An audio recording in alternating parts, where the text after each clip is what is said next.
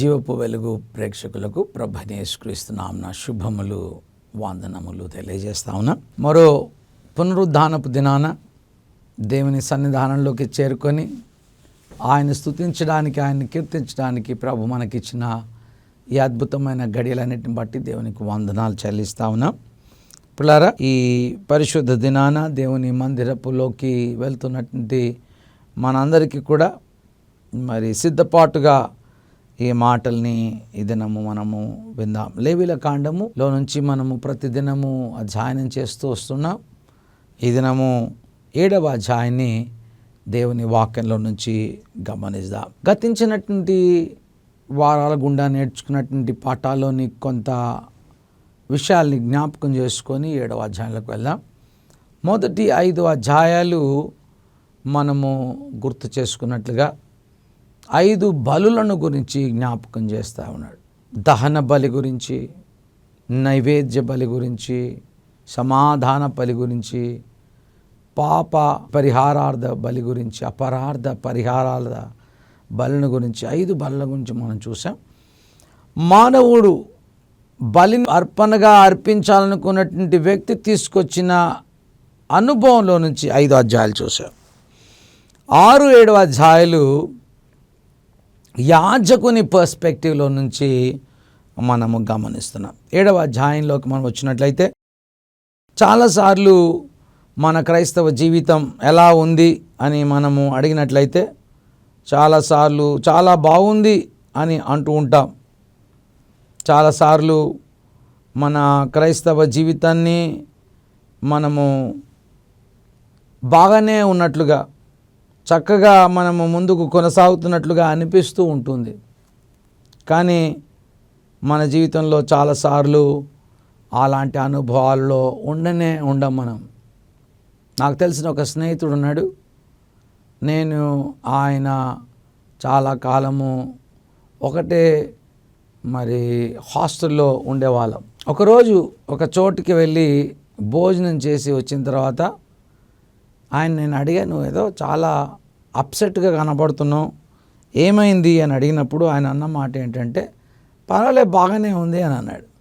కానీ అర్ధరాత్రి నుంచి ఆయన కడుపులో విపరీతమైన నొప్పి ఆరంభమై హాస్పిటల్లో అడ్మిట్ అయి ఆయన ఎంతో భయంకరంగా ఆయన ప్రేగుల్లో ఇన్ఫెక్షన్ మరి చేరుకోవడం నేను గమనించగలిగాను.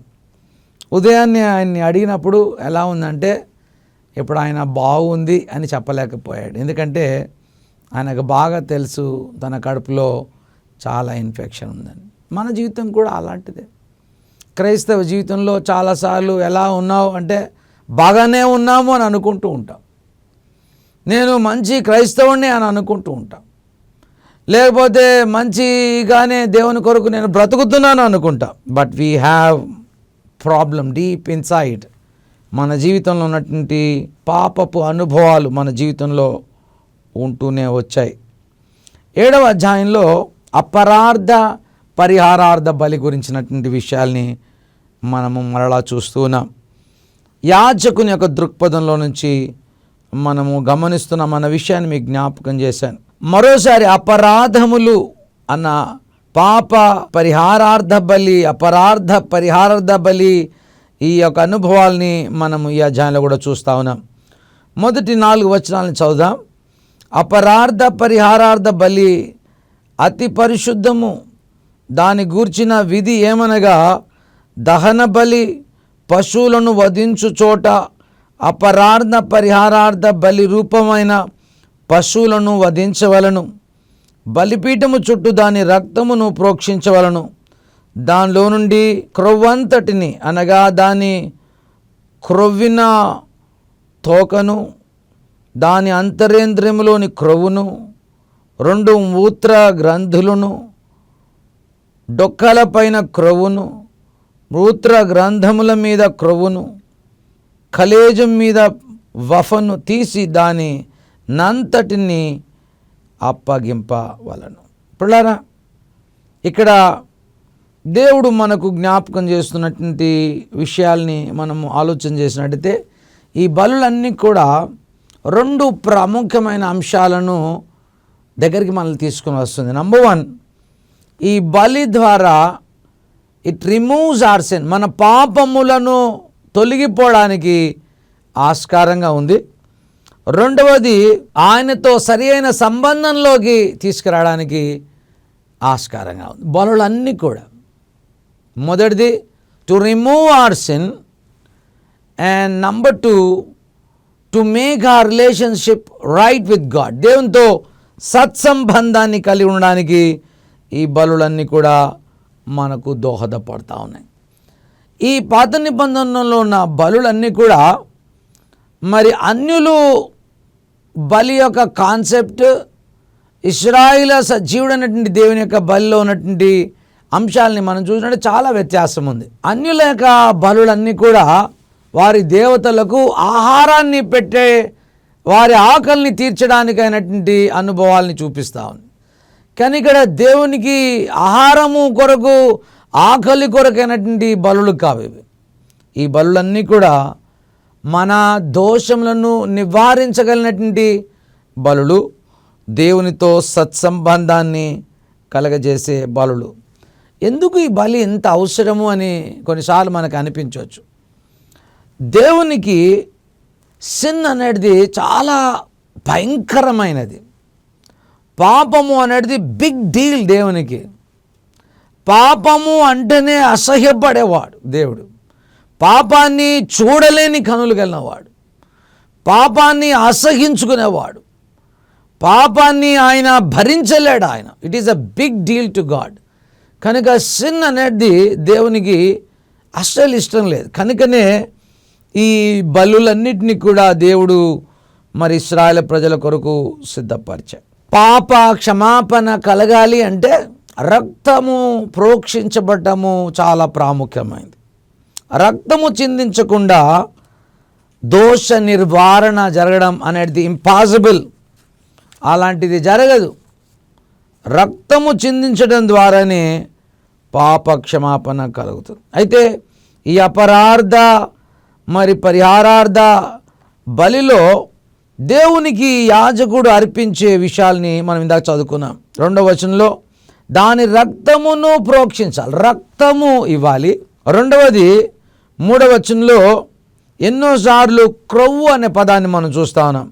దాని క్రొవ్వు అంతటిని 3వ వచనంలో, అంతరేంద్రియములోని క్రొవ్వు అంతటిని, దాని తర్వాత ఆ డొక్కల మీదున్న క్రొవ్వంతటిని, దాని తర్వాత కొవ్విన తోకను, దాని తర్వాత మూత్ర గ్రంథముల మీద ఉన్న క్రొవ్వును అంతా కూడా దేవునికి సమర్పించాలి. దేవునికి రక్తము క్రొవ్వును దేవునికి అర్పించాలి. యాజకులు అర్పించాల్సినటువంటి ప్రాముఖ్యమైనటువంటి మరి భాగం ఏంటంటే రక్తము క్రొవ్వును అర్పించాలి. రక్తమే ప్రాణం, క్రొవ్వు అందులోని బలం. కనుక ఇవి దేవునికి అర్పించాలి. దేవుడు ఎప్పుడు కూడా మనం ఆయనను ప్రేమించే విధానాన్ని ఆయన జ్ఞాపకం చేశాడు. మీరు పూర్ణ మనస్సుతో, పూర్ణ బలముతో, పూర్ణ శక్తితో మీరు మీ దేవుడైన యెహోవాను సేవించాలని కోరాడు. దేవునికి మన బలమును, మన ప్రేమను, మన పరిచర్యను, మన శక్తిని, మన పూర్ణ మనస్సు దేవునికి ఇవ్వాలి. అందుకనే ఈ మొదటి 4 వచనాలలో దాని రక్తమును ప్రోక్షించాలి. క్రొవ్వులోని ఎనర్జీ ఉంటుంది కనుక, బలమంతా కూడా క్రొవ్వులు ఉంటుంది కనుక ఈ క్రొవ్వంతటిని కూడా దేవునికి సమర్పించాలనే విషయాన్ని మనం చూస్తాం. యాజకుడు దేవునికి తన బలమంతటిని, ఆ అర్పణలోని ప్రాణమంతటిని దేవుని బలిపీఠం మీద పెట్టాలి, దానిని దేవునికి సమర్పించాలన్న విషయాల్ని కూడా మనము చూస్తాం. ఈ పాఠంలో మనం నేర్చుకోవాలన్న పాఠం ఏంటంటే, నీవు నేను మన జీవితాల్ని క్యాషువల్గా దేవునికి ఇవ్వటం కాదు. నీ బలమంతటిని, నీ శక్తి అంతటిని, నీ ప్రాణమంతటిని, నీ హృదయం అంతటిని దేవునికి ఇస్తున్నా. దేవుడు నీ మనసు అంతటిని కోరుతున్నాడు. నీ పూర్ణ మనస్సుతో, సత్యముతో ఆయన ఆరాధించమని కోరుతున్నాడు. అలా నీ సమస్తాన్ని, నీ బలమంతటిని దేవునికి ఇవ్వగలుగుతున్నావా? పిల్లారా, దాంట్లో ఒక గొప్ప రహస్యం ఉంది. దేవుడు పూర్ణంగా నీ బలాన్ని, నీ శక్తిని, నీ మనసును, నీ తలాంతులను, నీ తెలివి తేటలన్నింటినీ ప్రభు ఈ దినాన కొత్త నిబంధనలో నన్ను కోరుతున్నాడు. ఆనాడు యాజకులకు ప్రాణాన్ని, బలాన్ని, క్రొవ్వును ఇవ్వమని కోరాడు. ఈవేళ నీ సమస్తాన్ని ఇవ్వమని కోరుతున్నాడు. దాని యొక్క కాజ్ అండ్ ఎఫెక్ట్ మనం గమనించినట్లయితే, ఎప్పుడైతే నీ బలమంతటిని దేవునికి ఇస్తావో, సమృద్ధి అయిన దీవెన కూడా, సమృద్ధి అయినటువంటి నీ అవసరాలన్నీ కూడా ప్రభు తీర్చడానికి సిద్ధంగా ఉన్నాడు.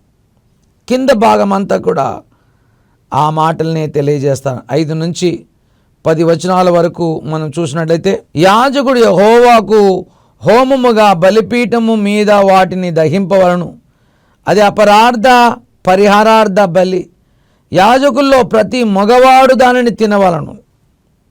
దేవుడు ఆయనకి ఇస్తున్నటువంటి అనుభవాలు. అది అతి పరిశుద్ధం. పరిశుద్ధ స్థలంలో దాన్ని తినవలను. ఆ రీతిగా ఇంకా క్రిందికి వచ్చినట్లయితే, మనము చూసినట్లయితే దహన బలి యొక్క చర్మం అంతటిని యాజకునికి దేవుడు ఇస్తున్నాడు. 9వ వచనంలో, పొయ్యి మీద వండిన ప్రతి నైవేద్యమును కుండలోని కానీ పెనము మీదనే కానీ కాల్చిన యావత్తును దాన్ని అర్పించిన యాజకునిది, అతనిది అగును. అది నూనె కలిసినదే కానీ పొడిదే కానీ మీ నైవేద్యములన్నీ అహరోను సంతతి వారు సమముగా పంచుకొనవలెను. ఎప్పుడైతే యాజకులు దేవునికి చెందాల్సినవి దేవునికి ఇస్తారో, వారికి చెందినవన్నీ కూడా దేవుడు వారికి ఇస్తాడు. అందుకనే యేసుక్రీస్తు ఇలా అన్నాడు, మీరు మొట్టమొదట మీ పూర్ణ బలంతో, మీ పూర్ణ శక్తితో దేవుణ్ణి ప్రేమించండి అనే పదాన్ని ఎలా చెప్పాడు చూడండి. మీరు మొట్టమొదటిగా నా నీతిని, రాజ్యాన్ని వెతకండి, అప్పుడు అన్నీ కూడా నేను మీకు ఇస్తా. ఏదైనా మన జీవితంలో ఎన్నో కోరికలు, ఎన్నో వాంఛలు, ఎన్నో ఆశయాలు మన జీవితంలో ఉన్నాయి ప్రియులారా. వాటన్నిటినీ ప్రభు తీర్చగలిగిన సమర్థుడు, వాటన్నిటినీ ఆయన నీకు ఇవ్వగలిగిన సమర్థుడు అన్న విషయాల్ని మనము గుర్తు చేసుకోవాలి. ఈవేళ దేవుని ప్రజగా, దేవుని కుమారునిగా, కుమార్తెగా నీ జీవితంలో నువ్వు తెలుసుకోవాలి, God wants the best of best. విలువైంది దేవునికి ఇవ్వమంటున్నాడు.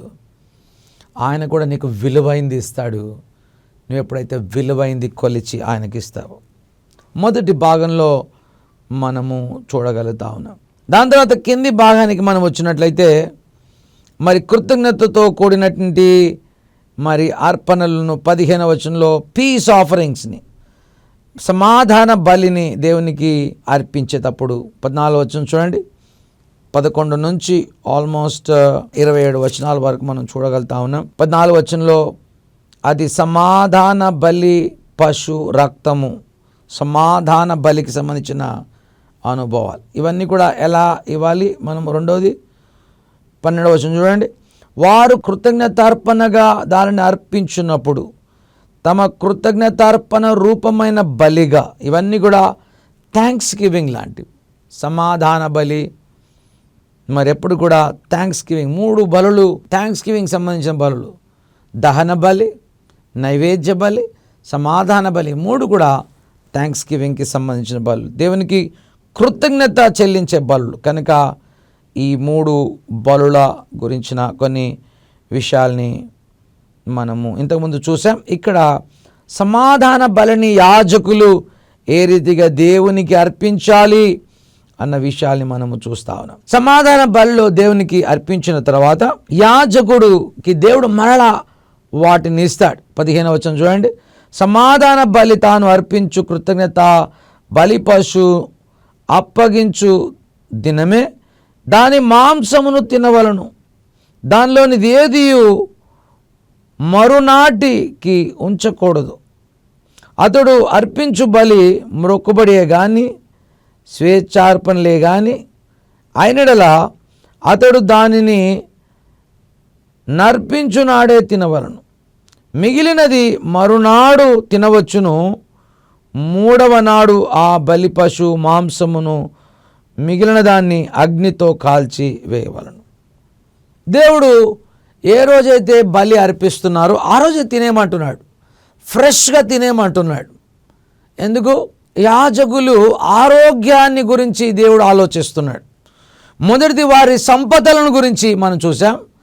మీ పూర్ణ బలముతో నన్ను సేవించండి, పూర్ణ బలముతో నన్ను వెతకండి, పూర్ణ ఆత్మతో నన్ను ప్రేమించండి, మీకు సర్వ సంపదలు, మీకు కావాల్సినవన్నీ నేను ఇస్తాను అని మొదటి అపరార్థ పరిహారార్థ బలిలో మనం చూడగలిగాం. ఇక్కడ సమాధాన బలిలో ప్రభు అంటున్నటువంటి మాట ఏంటంటే, మీరు సరిగా ఈ అర్పణలు అర్పించిన తర్వాత నేను మీకు ఆరోగ్యాన్ని కూడా ఇవ్వాలని ఆశపడుతున్నాను. సమాధాన బలిలో ఉన్నటువంటి ఆ మాంసమును ఆ రోజే తినేయాలి. It talks about hygienic thing. God has a reason, ఒక కారణం ఉంది. ఏ రోజైతే ఫ్రెష్గా ఉంటుందో మీట్ ఆ రోజే తినాలి. రెండో దినము కొరకు ఒకవేళ తినాలనుకుంటే దాని ఉప్పులో ఆ మాంసం నుంచి మరుసటి దినానికి కుళ్ళిపోకుండా పాడైపోకుండా ఉండడానికి కొత్త నిబంధనలో ప్రభువైన యేసుక్రీస్తు ఇలా అన్నాడు, మీరు ఈ లోకమునకు ఉప్పు అయి ఉన్నారు. ఉప్పు ప్రిజర్వ్ చేస్తుంది, కాపాడుతుంది. ఆ రీతిగానే రెండో దినం వరకు కూడా మీరు దాన్ని తినొచ్చు, కానీ మూడో దినము అది పాడైపోతుంది కనుక డోంట్ ఈట్ దట్, అలాంటిది తినకూడదు అన్న విషయాన్ని ప్రభు ఇక్కడ జ్ఞాపకం చేస్తున్నాడు. ఆ దినాల్లో రిఫ్రిజిరేటర్స్ లేవు కనుక దేవుడు వాటిని నిరాకరించాడు, అంతేగాని ఇంకొక కారణం ఏమీ కూడా లేదు. అది పాడైపోయి వారు తినడం ద్వారా వారి కడుపులు పాడైపోకుండా ఉండడానికి దేవుడు వారికి అందించిన ఆరోగ్య సూత్రంగా మనం చూడాలి. మీరు లేవీయుల కాండం 11వ అధ్యాయంలోకి వచ్చేసరికి ఆహారాన్ని గురించినటువంటి అనేక పద్ధతులను మనం చూడగలుగుతాం. అక్కడ ఏ రీతిగా మీరు జంతువులను తినాలి, ఏ రీతిగా మీరు చేపలను తినాలి, ఎలాంటి పక్షులను మీరు తినాలి, వేటిని తినకూడదు, ఎలాంటి ప్రాకెడు పురుగులను తినాలి, తినకూడదు, ఇవన్నీ కూడా 11వ అధ్యాయంలో మనము చూడగలుగుతున్నాం. It talks about the health, the strength of the priest. యాజకులు ఏ రీతిగా ఉండాలి అన్న విషయాల్ని తెలియజేసే ఒక గొప్ప అనుభవాలుగా మనము చూస్తూ ఉన్నాం. పిల్లరా, మూడవ తలంపుల్లోకి మనము వచ్చినట్లయితే ఇక్కడ కూడా క్రొవ్వును రక్తమునంతటిని కూడా తీసుకురమ్మని సెలవిస్తూ ఉన్నాడు. ఈ సమాధాన బలిలో కూడా 25, 26, 27 వచనాల్లో అవే. నైవేద్య బలిలో, అపరార్థ పరిహార్థ బలిలో ఎలాంటివి మనం చూసాము అలాంటివే ఇక్కడ కూడా చూస్తున్నాం. 25, 26, 27 వచనాలు చూడండి. ఏలైనగా మనుషులు యెహోవాకు హోమముగా అర్పించు జంతువుల్లో దేని క్రొవ్వును తినినవాడు తన ప్రజల్లో నుండి కొట్టివేయబడును. మరియు పక్షిదే కానీ జంతువుదే కానీ ఏ రక్తమును మీరు మీ నివాసముల అన్నిటిలో తినకూడదు. ఎవడు రక్తమును తినునో వాడు తన ప్రజల్లో నుండి కొట్టివేయబడును. కనుక it talks about the hygienic things. ఆరోగ్యానికి సంబంధించినవి, దేవునికి ఇవ్వాల్సినవి రక్తము, క్రొవ్వు. దేవుడు మనకిచ్చేది ఆశీర్వాదము, ఆరోగ్యాన్ని మనం ఈ వచనాల్లో మనం చూడగలుగుతున్నాం. సో ఈ అధ్యాయం 7వ అధ్యాయం అంతట్లో కూడా దేవునికి బెస్ట్ ప్రాణమంతటిని పెట్టి ఆయన్ని సేవించాలి. ఎప్పుడైతే మనం అలా చేస్తామో ఆయన మనకు సమృద్ధి ఇస్తాడు, సమృద్ధి అయిన ఆరోగ్యాన్ని కూడా మరి ఇస్తాడు. ఎప్పుడైనా కానీ దేవునికి ఏది చేసినా బెస్ట్ ఆఫ్ బెస్ట్ ఇవ్వాలి ఎప్పుడు కూడా దేవుని ప్రజలంగా. ఆయన అలాంటి శక్తి సంపన్నుడు, బలవంతుడు, బలశాలి, జయశాలి అన్న విషయాల్ని మనం ఎన్నడూ కూడా మర్చిపోవడానికి వీల్లేదు పిల్లారా. Very important things that we should always remember. ఎప్పుడైతే ఈ యొక్క మాంసమును దేవుని సముఖంలోకి యాజకులు తీసుకొని బలి అర్పిస్తారో ఆ మాంసమును అల్లాడించాలి అనే విషయాన్ని 30వ వచనంలో మనము చూస్తూ ఉన్నాం. ఇంగ్లీష్లో వేవ్ అండ్ హేవ్ అనే పదాలని, 2 పదాలని మనం చూస్తున్నాం. వేవ్ అంటే అల్లాడించడం అంటే ఆ యొక్క మాంసాన్ని అలా పట్టుకొని అలా పైకి లేపి అలా అలా అల్లాడించడం ఆయన సముఖంలో.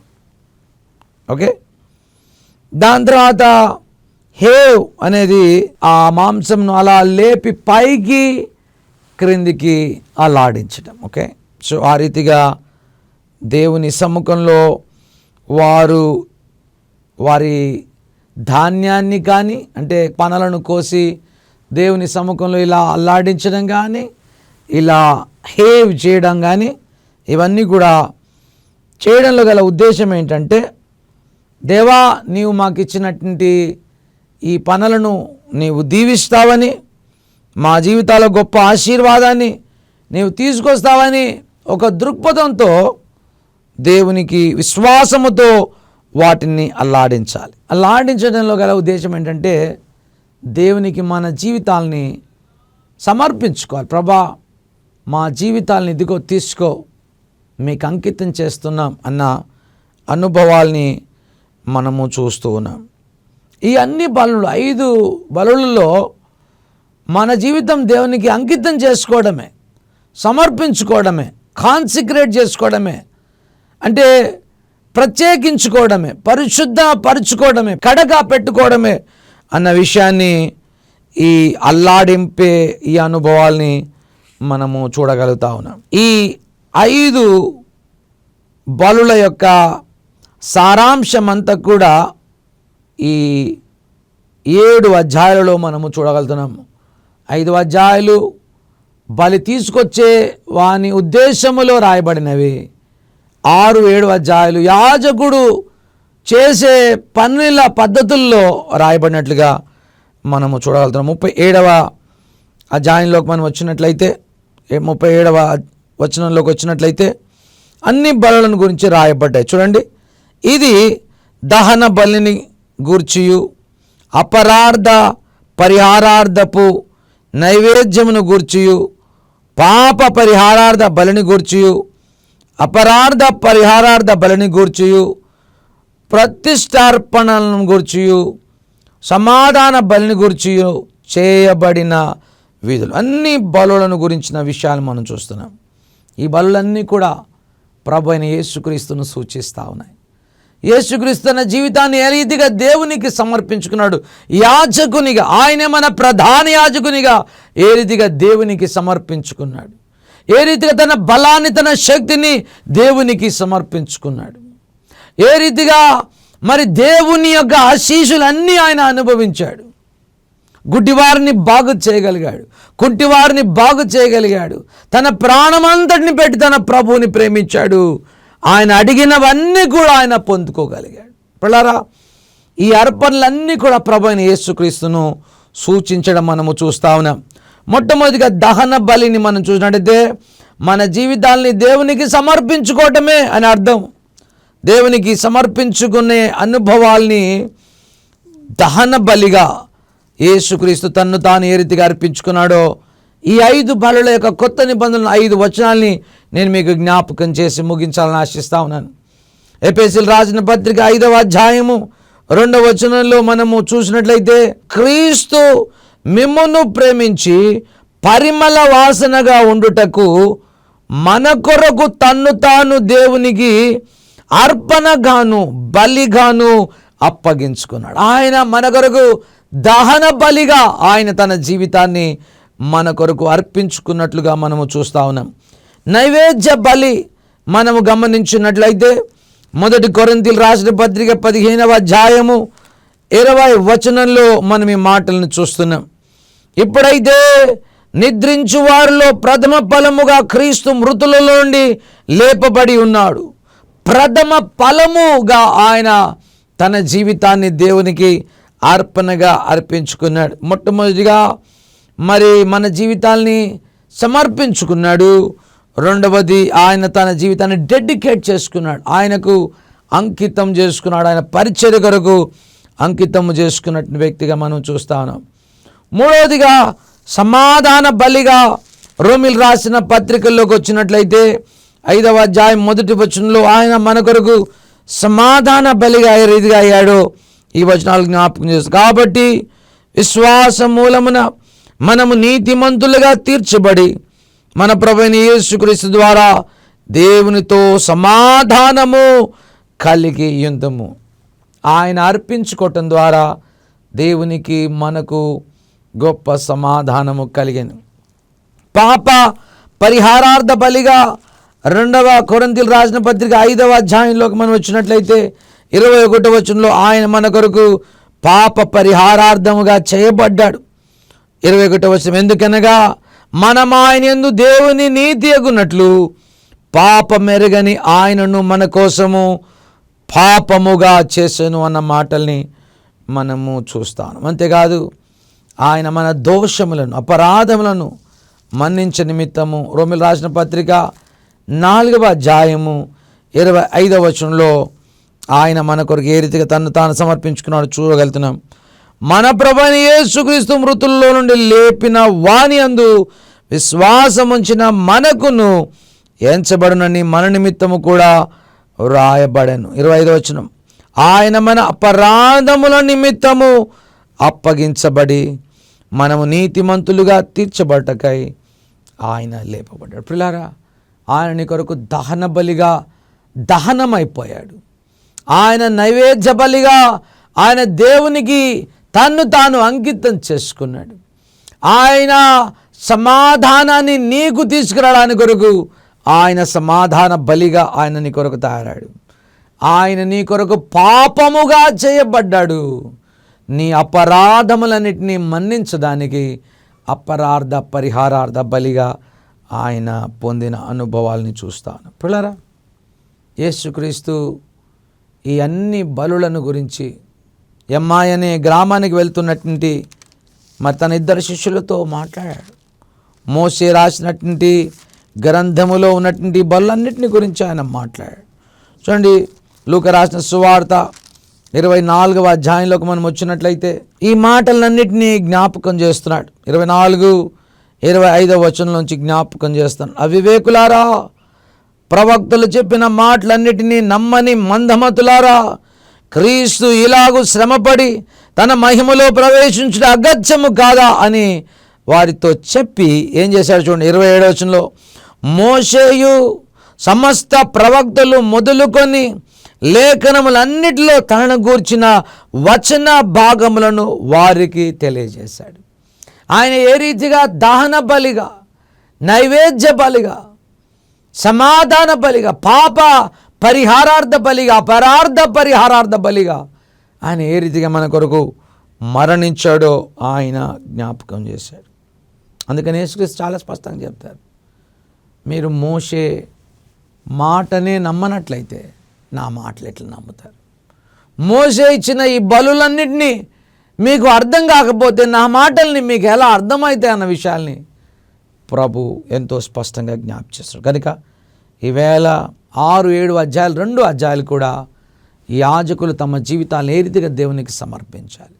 నీ బలమంతటిని ఆయనకి సమృద్ధైన జీవాన్ని ఇస్తాడు. అంతేకాదు నీ బలమంతటిని ఆయనని ఆరోగ్యాన్ని కాపాడతాడు.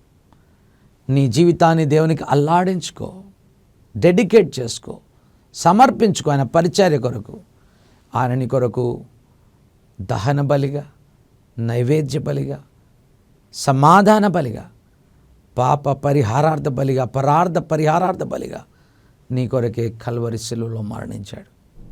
ఆయన ప్రేమను గమనించి గుర్తెరిగి నీ బలమంతటిని ఆయనకి ఇవ్వడానికి ఇష్టపడితే, నా ప్రాణం నీకై ఇస్తేనే నాకేమీ ఇస్తేవి. ఈవేళ ఒకసారి నీ జీవితాన్ని పరీక్షించుకొని, ప్రభా నా జీవితం ఇది తీసుకో అని అడిగితే ఆయన నేను ఎంతగా ఆశీర్విస్తాడో నువ్వు ఊహించలేవు, తలంచలేవు.